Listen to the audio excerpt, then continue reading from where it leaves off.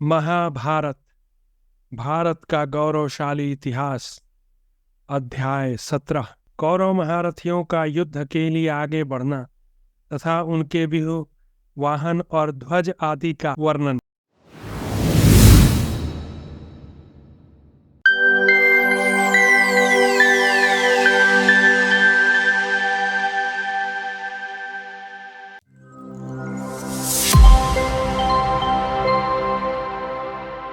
संजय कहते हैं, राजन, श्री कृष्ण द्वैपायन भगवान व्यास ने जैसा कहा था उसी के अनुसार सब राजा कुरुक्षेत्र में एकत्र हो गए।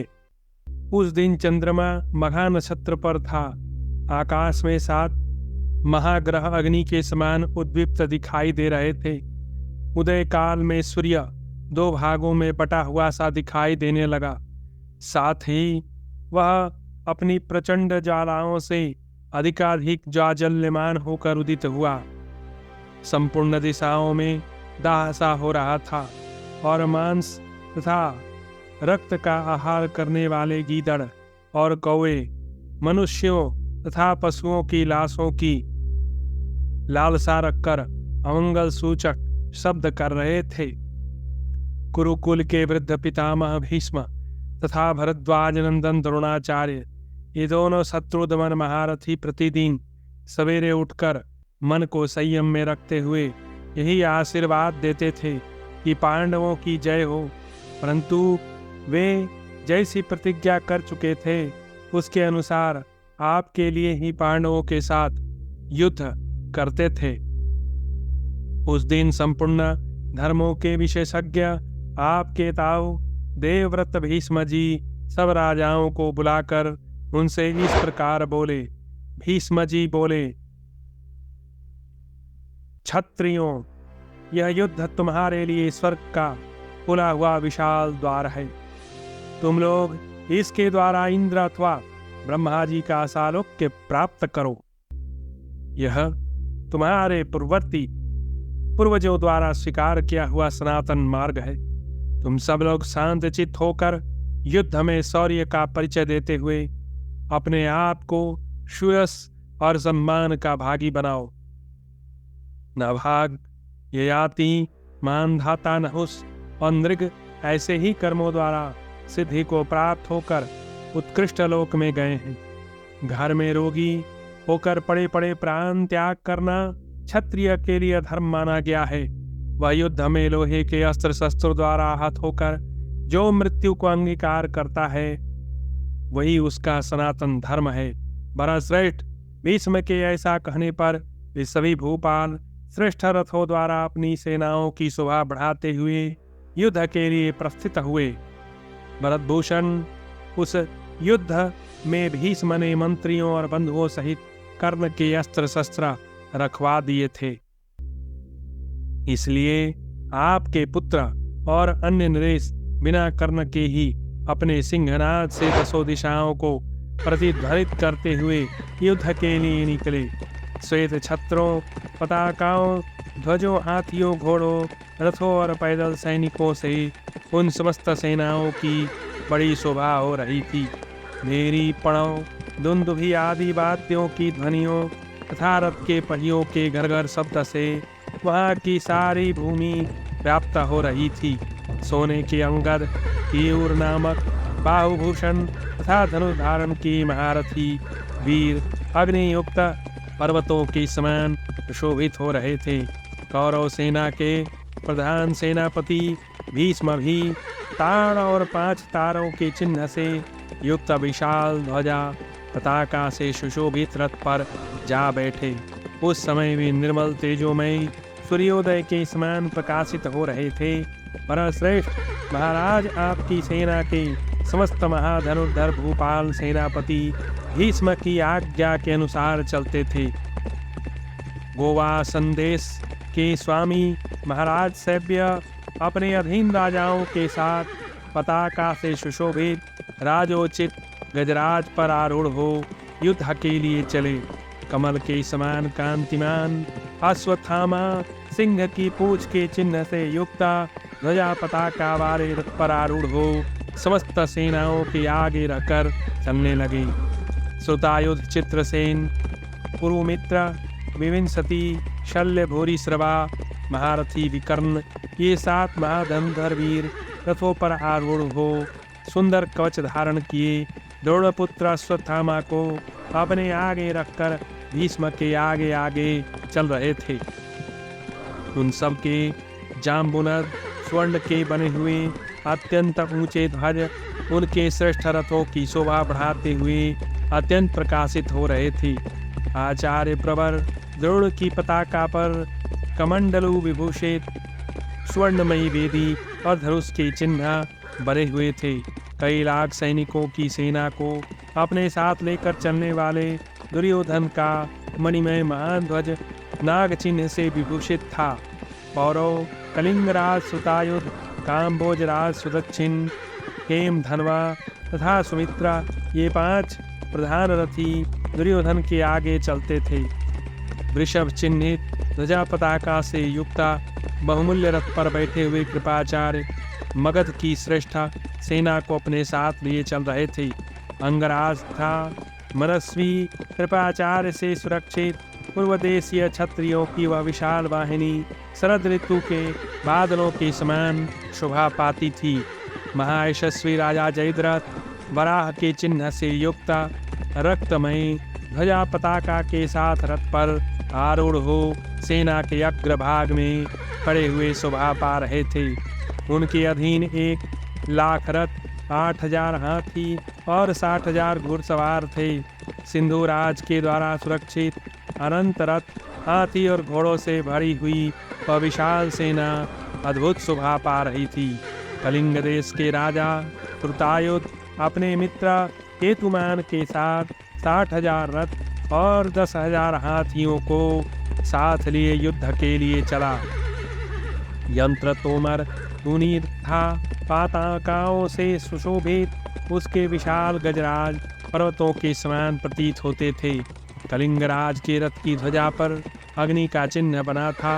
वह श्वेत छत्र और चवर रूपी पंखे से तथा पदक से विभूषित हो बड़ी शोभा पा रहा था।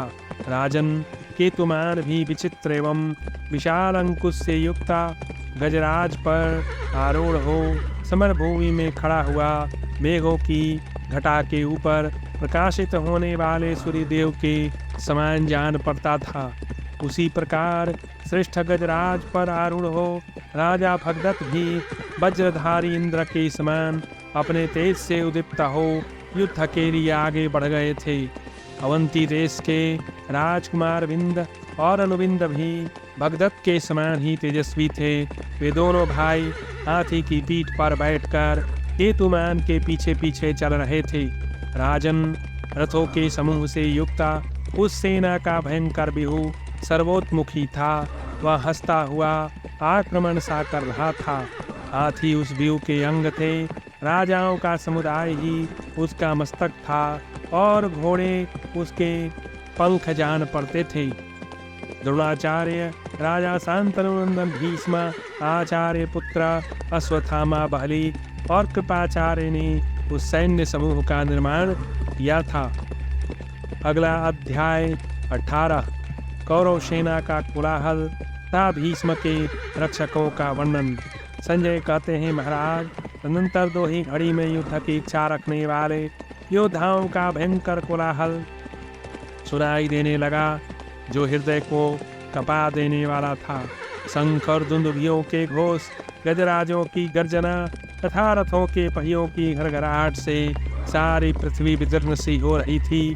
घोड़ों के हींसने और योद्धाओं के गर्जन के शब्दों से एक ही क्षण में वहां की पृथ्वी और आकाश का सारा प्रदेश गूंज उठा।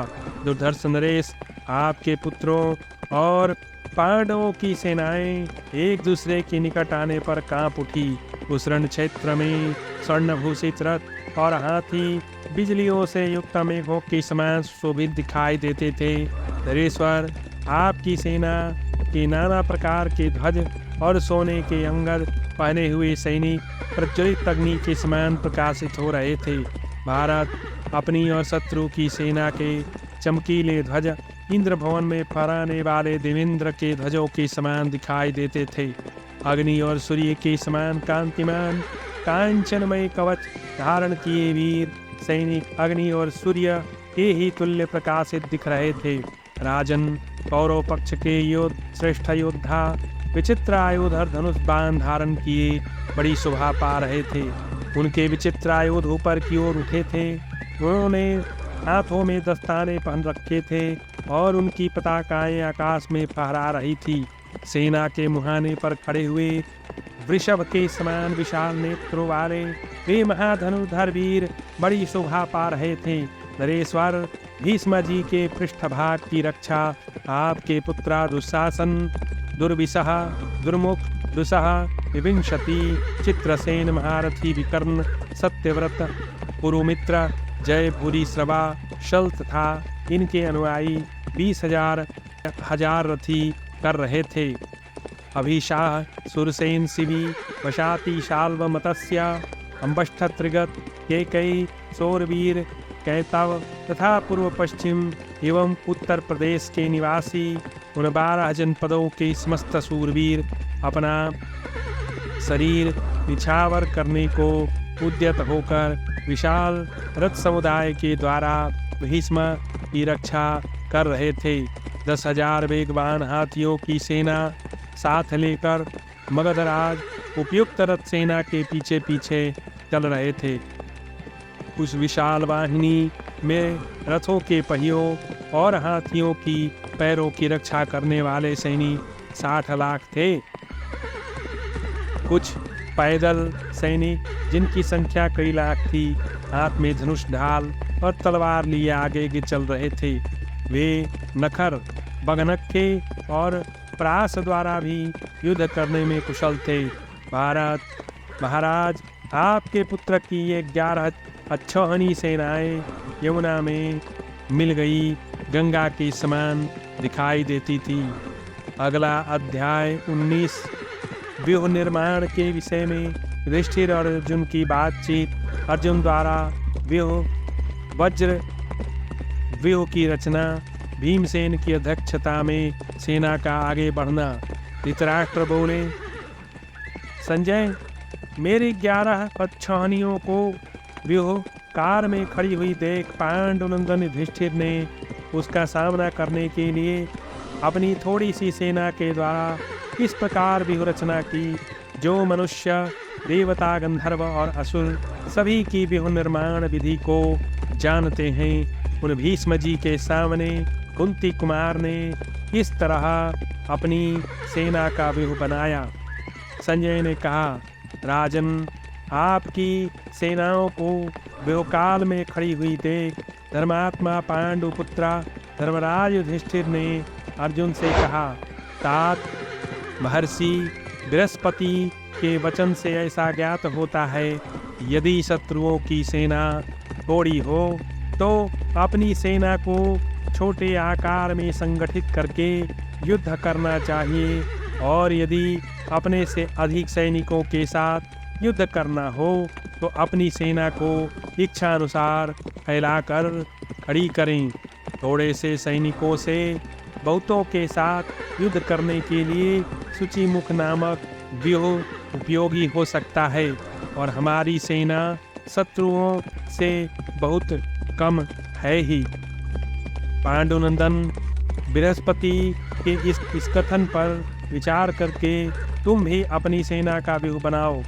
धर्मराज की बात सुनकर पांडुपुत्र अर्जुन ने उन्हें इस प्रकार उत्तर दिया, देवश्रेष्ठ, यह लीजिए, मैं आपके लिए अविचल एवं दुर्जय वज्र व्यूह की रचना करता हूँ, जिसका आविष्कार वज्रधारी इंद्र ने किया है, जो समरभूमि में प्रचंड वायु की भांति उठकर शत्रुओं के लिए दुस्साह उठते हैं। वे योद्धाओं में श्रेष्ठ आर्य भीमसेन हमारे आगे रहकर युद्ध करेंगे। पुरुश्रेष्ठ भीमसेन युद्ध के विविध उपायों के ज्ञान में निपुण हैं। वे हमारी सेना के अगुआ होकर शत्रु सेना के तेज को नष्ट करते हुए युद्ध करेंगे। जैसे सिंह को देखते ही क्षुद्र मृग भयभीत होकर भाग उठते हैं, उसी प्रकार उन्हें देखकर दुर्योधन आदि समस्त कौरव त्रस्त होकर पीछे लौट जाएंगे। जैसे देवता देवराज का आश्रय लेकर निर्भय हो जाते हैं, उसी प्रकार हम लोग योद्धाओं में श्रेष्ठ भीमसेन का आश्रय लेंगे। वे हमारे लिए परकोटे का काम करेंगे, फिर हमें कहीं से कोई भय न रह जाएगा। संसार में ऐसा कोई भी पुरुष नहीं है जो भयंकर पराक्रम प्रकट करने वाले क्रोध में भरे हुए नरश्रेष्ठ वृकोदर की ओर देखने का साहस कर सके। जब भीमसेन लोहे से बनी हुई अपनी सुदृढ़ गदा हाथों में ले महान वेग से विचरते हैं, उस समय वे समुद्र को भी सोख सकते हैं। कई राजकुमार धृष्टकेतु और चकितान भी ऐसे ही पराक्रमी हैं। नरेश्वर, ये धृतराष्ट्र के पुत्र अपने मंत्रियों सहित आपकी ओर देख रहे हैं। राजन युधिष्ठिर से ऐसा कहकर अर्जुन भीमसेन से बोले, अब आप इन शत्रुओं को अपना महान बल दिखाइए। भारत अर्जुन के ऐसा कहने पर युद्ध स्थल में समस्त सैनिकों ने अनुकूल वचनों द्वारा उस समय उनका पूजन समादर किया। महाबाहो अर्जुन ने ऐसा कहकर उसी तरह किया। अपनी सब सेनाओं का शीघ्र ही व्यूह बनाया और रण के लिए प्रस्थान किया। कौरवों को अपनी ओर आते देख पांडवों की यह विशाल सेना पहले तो भरी हुई गंगा के समान स्थिर दिखाई दी, फिर उसमें धीरे धीरे कुछ चेष्टा दृष्टिगोचर होने लगी। पांडव सेना में भीमसेन सबसे आगे चलने वाले थे। उनके साथ पराक्रमी धृष्टद्युम्न, नकुल, सहदेव तथा चेदीराज धृष्टकेतु भी थे। तत्पश्चात राजा विराट अपने भाइयों और पुत्रों के साथ एक अच्छानी सेना लेकर भीमसेन के पृष्ठभाग की रक्षा कर रहे थे। भीम के पहिए की रक्षा परम तेजस्वी माद्री कुमार नकुल सहदेव कर रहे थे। द्रौपदी के 5 पुत्र था अभिमन्यु, ये वेगशाली वीर उनके पृष्ठभाग की रक्षा करते थे। पांचाल राजकुमार महारथी धृष्टद्युम्न अपनी सेना के चुने हुए शूरवीर एवं प्रधान रथी प्रभद्रकों के साथ उन सब की रक्षा करते थे। भरतश्रेष्ठ इन सब के पीछे अर्जुन द्वारा सुरक्षित शिखंडी भीष्म का विनाश करने के लिए उद्यत हो आगे बढ़ रहा था। अर्जुन के पीछे महाबली सात्यकी, पांचाल वीर सुधामन्यु और उत्तमौजा अर्जुन के रथ के पहिए की रक्षा करते थे। चलते फिरते पर्वतों के समान विशाल और मतवारे गजराजों की सेना के साथ कुंती पुत्र राजा युधिष्ठिर बीच की सेना में उपस्थित थे। महामना पराक्रमी पांचाल राज द्रुपद पांडवों के लिए एक अच्छानी सेना के सहित राजा विराट के पीछे पीछे चल रहे थे। राजन उनके रथों पर भांति भांति के बेल बूटों से विभूषित स्वर्ण मंडित विशाल ध्वज सूर्य और चंद्रमा के समान प्रकाशित हो रहे थे। तदनंतर महारथी धृष्टद्युम्न अन्य लोगों को हटाकर स्वयं भाइयों और पुत्रों के साथ उपस्थित हो राजा युधिष्ठिर की रक्षा करने लगे। राजन, आपके तथा शत्रुओं के रथों पर जो बहुसंख्यक विशाल ध्वज फहरा रहे थे, उन सबको तिरस्कृत करके केवल अर्जुन के रथ पर एकमात्र महान कपि से उपलक्षित दिव्य ध्वज शोभा पा रहा था। भीमसेन की रक्षा के लिए उनके आगे हाथों में खड्ग शक्ति था ऋषि लिए कई लाख पैदल सैनिक चल रहे थे। राजा युधिष्ठिर के पीछे वर्षा काल के मेघ की भांति तथा पर्वतों के समान ऊंचे ऊंचे 10,000 गजराज जा रहे थे। उनके गंडा स्थल से फूटकर मद की धारा बह रही थी। वे सोने की जालीदार झूलों से उद्विग्न हो रहे थे। उनमें शौर्य भरा था। वे मेघों के समान मद की बूंदें बरसाते थे। उनसे कमल के समान सुगंध निकलती थी और वे सभी बहुमूल्य थे। दुर्जय वीर महामनस्वी भीमसेन हाथ में परिक के समान मोटी एवं भयंकर गदा लिए अपने साथ विशाल सेना को खींच लिए जा रहे थे। उस समय सूर्य की भांति उनकी ओर देखना कठिन हो रहा था। वे अपनी सेना को संतप्त सी कर रहे थे। निकट आने पर समस्त योद्धा उनकी ओर आंख उठाकर देखने में भी समर्थ न हो सके। वह वज्र नामक व्यूह सर्वथा भय रहित तथा सबको ओर मुख वाला था। उसके ध्वज के निकट स्वर्ण भूषित धनुष विद्युत के समान प्रकाशित होता था। गांडीवधारी अर्जुन के द्वारा ही वह भयंकर व्यूह सुरक्षित था।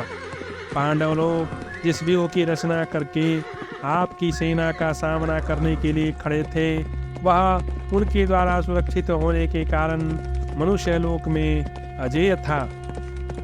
सूर्योदय के समय जब सभी सैनिक संध्योपासन कर रहे थे, बिना बादल के ही पानी की बूंदों के साथ हवा चलने लगी, उसके साथ मेघों की गर्जना होने लगी थी। वहाँ सब और नीचे बालू और कंकड़ बरसाती हुई तीव्र वायु बह रही थी।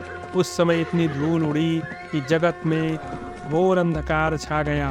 भरतश्रेष्ठ पूर्व दिशा की ओर मुंह करके बड़ी भारी उल्का गिरी और उदय होते हुए सूर्य से टकराकर बड़े जोर की आवाज के साथ बिखर गई। भरतभूषण जब उभय पक्ष की सेना युद्ध के लिए पूर्णतः तैयार हो गई, उस समय सूर्य की प्रभा फीकी पड़ गई और भारी आवाज के साथ धरती कांपने लगी। भरतश्रेष्ठ उस समय ऐसा जान पड़ता था मानो पृथ्वी विकट नाद करती हुई फटी जा रही है। राजन, संपूर्ण दिशाओं में अनेक बार वज्रपात के समान भयानक शब्द प्रकट हुई। तीव्र वेग के धूल की वर्षा होने लगी। तीव्र वेग से धूल की वर्षा होने लगी। कुछ भी सूझ नहीं रहा था। सहसा वायु के वेग से ध्वज हिलने लगे। पताका सहित वे ध्वज सूर्य के समान तेजस्वी जान पड़ते थे। उन्हें सोने के हार और सुंदर वस्त्रों से सजाया गया था। उनमें छोटी छोटी घंटियों के साथ झालरें बंधी थी, जिनके मधुर शब्द सब ओर फैल रहे थे। इस प्रकार उन महान ध्वजों के शब्द से ताड़ के जंगलों की भांति उस रणभूमि में सब ओर झनझन की आवाज हो रही थी।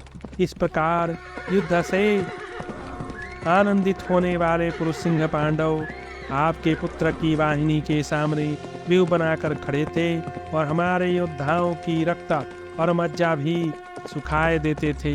गदाधारी भीमसेन को आगे खड़ा देख हमारी सारी सेना भयभीत हो रही थी।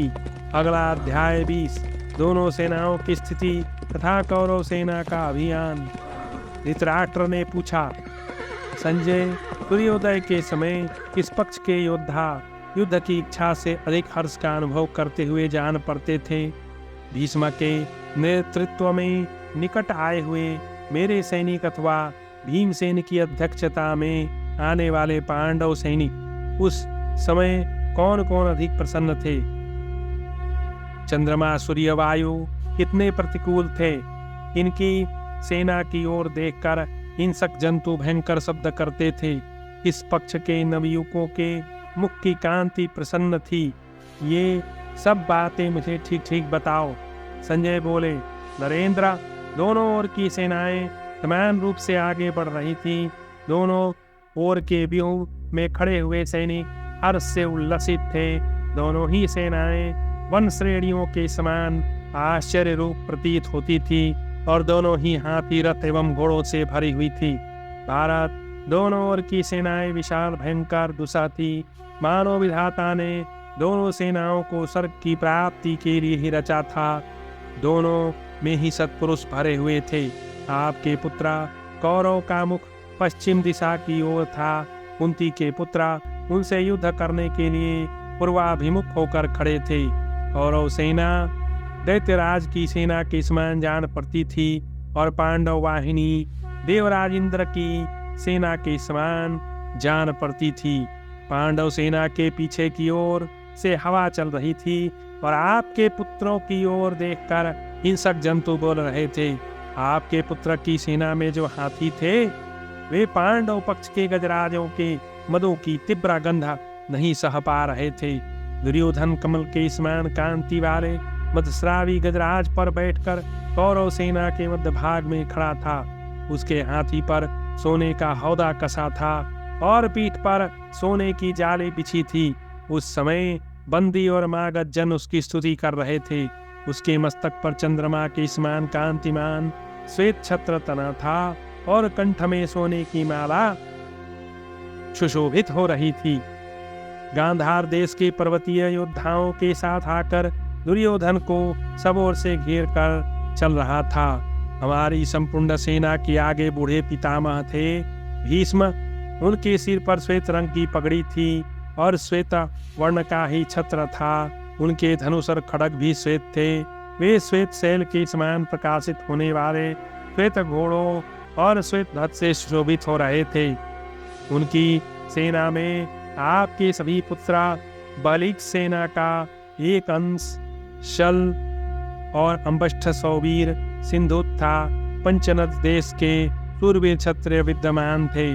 उनके पीछे प्रायः समस्त राजाओं के गुरु उदार हृदय वाले महामना द्रोणाचार्य हाथ में धनुष लिए लाल घोड़े से जुते हुए स्वर्णमय रथ में बैठकर भूमिपाल की भांति युद्ध के लिए जा रहे थे। वृद्ध छत्र का पुत्र जयद्रथ, भूरिश्रवा, पुरुमित्रा, जय साल्व और मत्स्य देशीय क्षत्रिय तथा सब भाई थे। कई राजकुमार युद्ध की इच्छा से हाथियों के समूह को साथ ले संपूर्ण सेना के मध्य भाग में स्थित थे। महान धनुर्धर और विचित्र रीति से युद्ध करने वाले गौतम वंशीय महामना कृपाचार्य गुरुतर भार ग्रहण करके शक, किरात, यवन तथा पल्लव सैनिकों के साथ कौरव सेना के बाएं भाग में होकर चल रहे थे। हाथ में हथियार लिए सुशिक्षित सुराष्ट्र देशीय वीरों तथा वृष्णि और भोजवंश के महारथियों द्वारा पालित विशाल सेना कृतवर्मा द्वारा सुरक्षित होकर आपकी सेना के दाहिने भाग से होकर युद्ध के लिए यात्रा कर रही थी। या तो हम अर्जुन पर विजय प्राप्त करेंगे अथवा हमारी मृत्यु हो जाएगी, ऐसी प्रतिज्ञा करके 10,000 संक्षप्तक रथी तथा बहुत से अस्त्रवेता त्रिगत देशीय शूरवीर जिस ओर अर्जुन थे उसी ओर जा रहे थे। भारत आपकी सेना में 1 लाख से अधिक हाथी थे। एक एक हाथी के साथ 100 रथ थे और एक एक रथ के साथ 100 घोड़े थे। प्रत्येक अश्व के पीछे 10 धनुर्धर और प्रत्येक धनुर्धर के साथ 100 पैदल सैनिक नियुक्त किए गए थे जो ढाल तलवार लिए थे।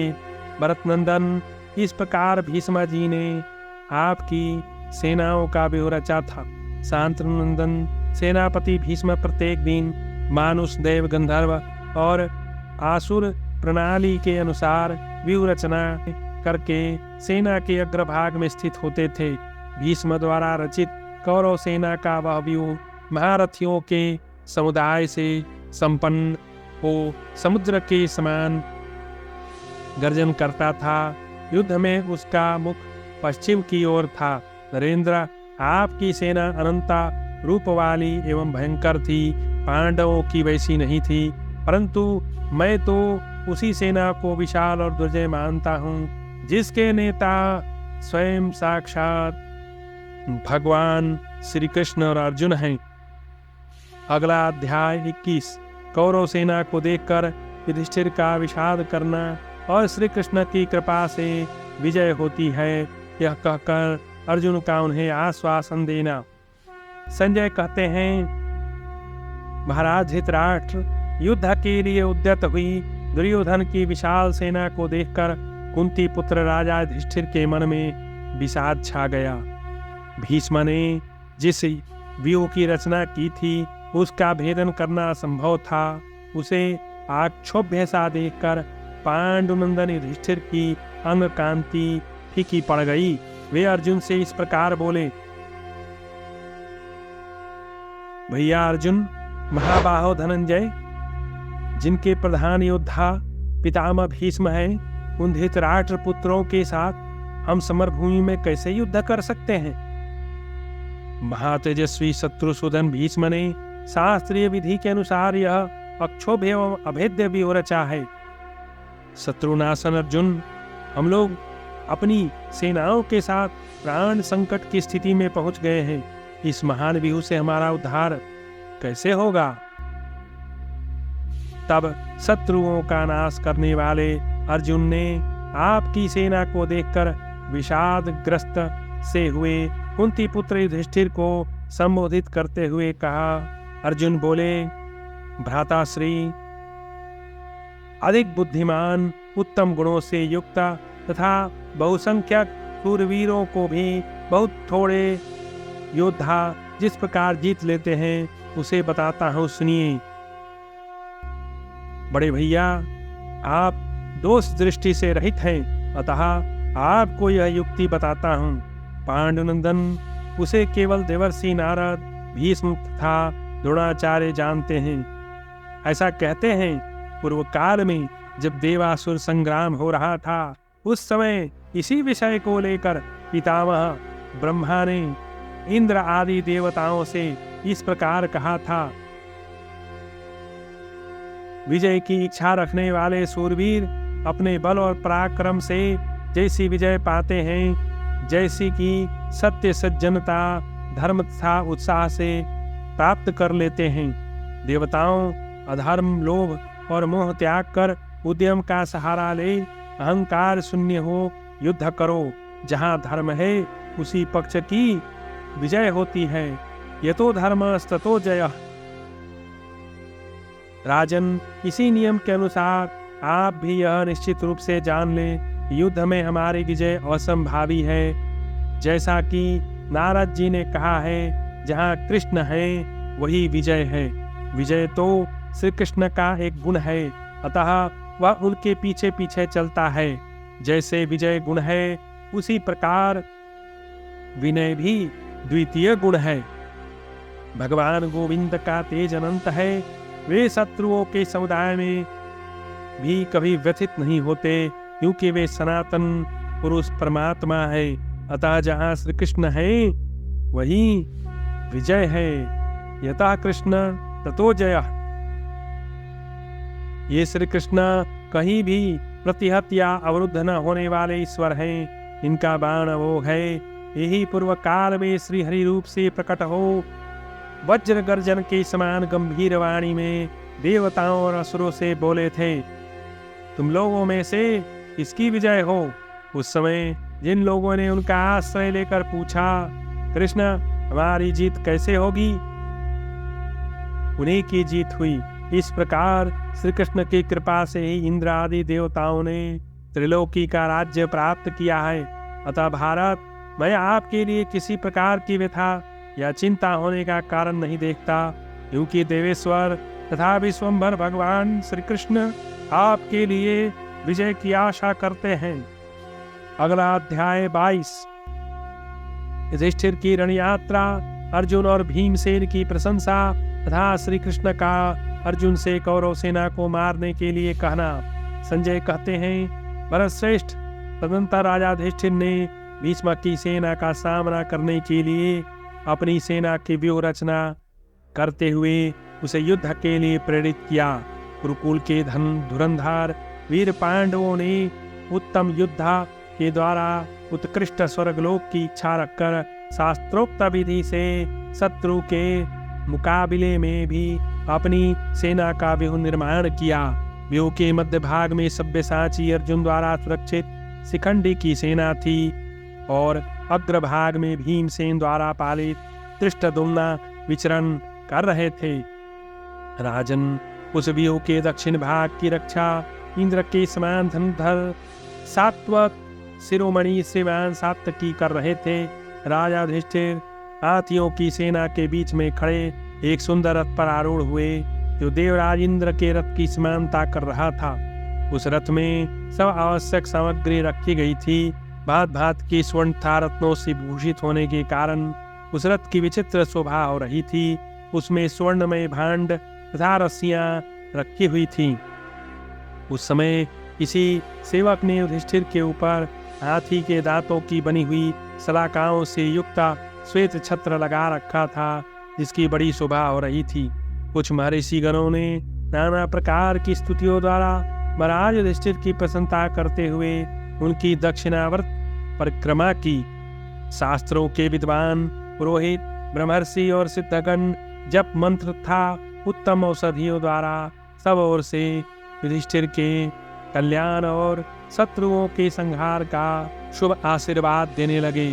उस समय देवराज इंद्र की समान तेजस्वी कुरुक्षेत्र महात्मा युधिष्ठिर बहुत से वस्त्र, गाय, फल फूल और स्वर्णमय आभूषण ब्राह्मणों को दान करते हुए आगे बढ़ रहे थे। अर्जुन का रथ ज्वालामालाओं से युक्त अग्नि के समान सुभा पा रहा था। उसमें सूर्य की आकृति के सहस्रों चक्र विद्यमान थे। सैकड़ों क्षुद्र घंटिकाएं थी। बहुमूल्य जम्बूनाद नामक स्वर्ण से भूषित होने के कारण उस रथ की विचित्र शोभा हो रही थी। उसमें श्वेत रंग के घोड़े और सुंदर पहिए लगे थे। गांडीव, धनुष और बाण हाथ में लिए हुए कपित ध्वज अर्जुन उस रथ पर आरूढ़ थे। भगवान श्री कृष्ण ने उसकी बागडोर संभाल रखी थी। अर्जुन के समान धनुर्धर इस भूतल पर ना तो कोई होगा और ना कोई है ही। महाराज, जो सुंदर बाहों वाले भीमसेन बिना आयुध के केवल भुजाओं से ही युद्ध में मनुष्यों, घोड़ों, हाथियों को भस्म कर सकते हैं, उन्होंने ही आपके पुत्रों की सेना का संहार कर डालने के लिए अत्यंत रौद्र रूप धारण कर रखा था। वृकोदर भीमसेन नकुल और सहदेव के साथ रहकर अपने वीर रथी धृष्टद्युम्न की रक्षा कर रहे थे, जो सिंहों और सांडों की समान उन्मत्त हो युद्ध का खेल खेलते हैं, जिनका दर्प गजराज के समान बढ़ा हुआ है तथा जो लोक में देवराज इंद्र के समान पराक्रमी हैं। उन्हीं तो धर्षवीर भीमसेन को सेना के अग्र भाग में उपस्थित देख आपके सैनिक भय से उद्विग्न चित्त हो कीचड़ में फंसे हुए हाथियों की भांति व्यथित हो उठे। उस समय सेना के मध्य भाग में खड़े हुए दुर्जय और वीर निद्रा विजयी भरतश्रेष्ठ राजकुमार अर्जुन से भगवान श्री कृष्ण ने इस प्रकार कहा। भगवान वासुदेव बोले, हे धनंजय, ये जो अपनी सेना के मध्य भाग में स्थित हो रोष से तप रहे हैं और सिंह के समान हमारी सेना की ओर देखते हैं, यही कुरुकुल केतु भीष्म हैं, जिन्होंने अब तक 300 अश्वमेध यज्ञों का अनुष्ठान किया है। जैसे बादल अंशुमाली सूर्य को ढक लेते हैं, उसी प्रकार ये सारी सेनाएं इन महानुभाव भीष्म को आच्छादित किए हुए हैं। नरवीर अर्जुन, तुम पहले इन सेनाओं को मारकर भरतकुलभूषण भीष्म जी के साथ युद्ध की अभिलाषा करो। अगला अध्याय 23। अर्जुन के द्वारा दुर्गा देवी की स्तुति, वर प्राप्ति और अर्जुन कृत दुर्गास्तमन के पाठ की महिमा। संजय कहते हैं, दुर्योधन की सेना को युद्ध के लिए उपस्थित देख श्री कृष्ण ने अर्जुन के हित के लिए इस प्रकार कहा। भगवान श्री कृष्ण बोले, हे महाबाहो, तुम युद्ध के सम्मुख खड़े हो, पवित्र होकर शत्रुओं को पराजित करने के लिए दुर्गा देवी की स्तुति करो। संजय कहते हैं, परम बुद्धिमान भगवान वासुदेव के द्वारा रणक्षेत्र में इस प्रकार आदेश प्राप्त होने पर कुंती कुमार अर्जुन रथ से नीचे उतरकर दुर्गा देवी की स्तुति करने लगे। अर्जुन बोले, मंदराचल पर निवास करने वाली सिद्धों की सेना नेत्री आर्य, तुम्हें बारंबार नमस्कार है। तुम्ही कुमारी, काली, कपाली, कपिला, कृष्ण पिंगला, भद्रकाली और महाकाली आदि नामों से प्रसिद्ध हो। तुम्हें बारंबार प्रणाम है। दुष्टों पर प्रचंड कोप करने के कारण तुम चंडी कहलाती हो। भक्तों को संकट से तारने के कारण तारनी हो। तुम्हारे शरीर का दिव्य वर्ण बहुत ही सुंदर है। मैं तुम्हें प्रणाम करता हूँ। महाभागे, तुम ही सौम्य और सुंदर रूप वाली पूजनीय कात्यायनी हो और तुम ही विकराल रूप धारणी काली हो। तुम ही विजया और जया के नाम से विख्यात हो। मोर पंख की तुम्हारी ध्वजा है। नाना प्रकार के आभूषण तुम्हारे अंगों की शोभा बढ़ाते हैं। तुम भयंकर त्रिशूल, खड्ग और खेटक आदि आयुधों को धारण करती हो। नंदगोप के वंश में तुमने अवतार लिया था, इसलिए गोपेश्वर श्री कृष्ण की तुम छोटी बहन हो, परंतु गुण और प्रभाव में सर्वश्रेष्ठ हो। महिषासुर का रक्त बहाकर तुम्हें बड़ी प्रसन्नता हुई थी। तुम कुशिक गोत्र में अवतार लेने के कारण कौशिकी नाम से प्रसिद्ध हो। तुम पीतांबर धारण करती हो। जब तुम शत्रुओं को देखकर अट्टहास करती हो, उस समय तुम्हारा मुख चक्रवाक के समान उद्दीप्त हो उठता है। युद्ध तुम्हें बहुत ही प्रिय है, मैं तुम्हें बारंबार प्रणाम करता हूँ। उमा, शाकंभरी, श्वेता, कृष्णा, कैटभ नासिनी, हिरण्याक्षी, विरूपाक्षी और शुद्रोमाक्षी आदि नाम धारण करने वाली देवी, तुम्हें अनेकों बार नमस्कार है। तुम वेदों की श्रुति हो, तुम्हारा स्वरूप अत्यंत पवित्र है। वेद और ब्राह्मण तुम्हें प्रिय है। तुम्ही जात वेदाग्नि की शक्ति हो। जम्बू, कटक और चैत्य वृक्षों में तुम्हारा नित्य निवास है। तुम समस्त विद्याओं में ब्रह्म विद्या और देहधारियों की महानिद्रा हो। भगवती, तुम कार्तिकेय की माता हो। दुर्गम स्थानों में वास करने वाली दुर्गा हो। सावित्री, स्वाहा, सुधा, कलाकाष्ठा, सरस्वती, वेद माता तथा वेदांत, ये सब तुम्हारे ही नाम हैं। महादेवी, मैंने विशुद्ध हृदय से तुम्हारा स्तवन किया है। तुम्हारी कृपा से इस रणांगण में मेरी सदा ही जय हो।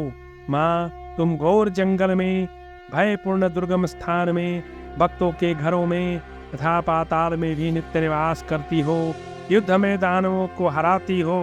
तुम्ही जम्भिनी, मोहिनी, माया, ऋ, श्री, संध्या, प्रभावती, सावित्री और जननी हो। तुष्टि, पुष्टि, धृति तथा सूर्य चंद्रमा को बढ़ा देने वाली दीप्ति भी तुम्ही हो। तुम्ही ऐश्वर्यवानों की विभूति हो। युद्ध भूमि में सिद्ध और चारण तुम्हारा दर्शन करते हैं। संजय कहते हैं, महाराज धृतराष्ट्र अर्जुन के इस भक्ति भाव का अनुभव करके मनुष्यों पर वात्सल्य भाव रखने वाली माता दुर्गा अंतरिक्ष में भगवान श्री कृष्ण के सामने आकर खड़ी हो गई और इस प्रकार बोली। देवी ने कहा, पांडुनंदन अर्जुन, तुम थोड़े ही समय में शत्रुओं पर विजय प्राप्त करोगे। तो धर्षवीर, तुम तो साक्षात नर हो। ये साक्षात नारायण तुम्हारे सहायक हैं। तुम रण क्षेत्र में शत्रुओं के लिए अजेय हो। साक्षात इंद्र भी तुम्हें नहीं पराजित कर सकते। ऐसा कहकर वरदायिनी देवी दुर्गा वहां से क्षण भर में अंतर्ध्यान हो गई। वह वरदान पाकर कुंती कुमार अर्जुन को अपनी विजय का विश्वास हो गया। फिर वे अपने परम सुंदर रथ पर आरूढ़ हुए। फिर एक रथ पर बैठे हुए श्री कृष्ण और अर्जुन ने अपने दिव्य शंख बजाए। जो मनुष्य सवेरे उठकर इस स्तोत्र का पाठ करता है, उसे यक्ष, राक्षस और पिशाचों से कभी भय नहीं होता। शत्रु तथा सर्प आदि विषैले दांतों वाले जीव भी उनको कोई हानि नहीं पहुंचा सकते। राजकुल से भी उन्हें कोई भय नहीं होता। इसका पाठ करने से विवाद में विजय प्राप्त होती है और बंदी बंधनों से मुक्त हो जाता है। वह दुर्गम संकट से अवश्य पार हो जाता है। चोर भी उसे छोड़ देते हैं। वह संग्राम में सदा विजयी होता है और विशुद्ध लक्ष्मी प्राप्त करता है। इतना ही नहीं, इसका पाठ करने वाला मनुष्य आरोग्य और बल से संपन्न हो 100 वर्षों की आयु तक जीवित रहता है। यह सब परम बुद्धिमान भगवान व्यास की कृपा से, व्यास जी के कृपा प्रसाद से मैंने प्रत्यक्ष देखा। राजन, आपके सभी दुरात्मा पुत्र क्रोध के वशीभूत हो मोहवश यह नहीं जानते हैं कि ये श्री कृष्ण और अर्जुन ही साक्षात नर नारायण ऋषि हैं। ये कालपाश से बद्ध होने के कारण इस समयोचित बात को बताने पर भी नहीं सुनते। द्वैपायन, व्यास, नारद, कण्व तथा पाप शून्य परशुराम ने तुम्हारे पुत्र को बहुत रोका था, परंतु उसने उनकी बात नहीं मानी। जहाँ न्यायोचित बर्ताव, तेज और कांति है, जहाँ ही श्री और बुद्धि है तथा जहाँ धर्म विद्यमान है, वही श्री कृष्ण है, और जहाँ कृष्ण है वही विजय है। इस प्रकार श्री महाभारत भीष्म पर्व के अंतर्गत श्रीमद् भगवद गीता पर्व में दुर्गा स्तोत्र विषय 23वां अध्याय पूरा हुआ।